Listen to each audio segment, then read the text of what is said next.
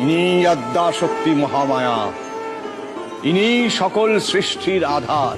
ইনি স্বাহা, ইনি স্বাধা, ইনি নিত্যা, ইনি অনিত্যা। ইনি ব্রহ্মাকে করেছেন সৃষ্টিকর্তা, বিষ্ণুকে পালনকর্তা, মহেশ্বর স্বয়ং দেবী আদ্যাশক্তির ইচ্ছাতেই সংহার কর্তা রূপে বিরাজমান।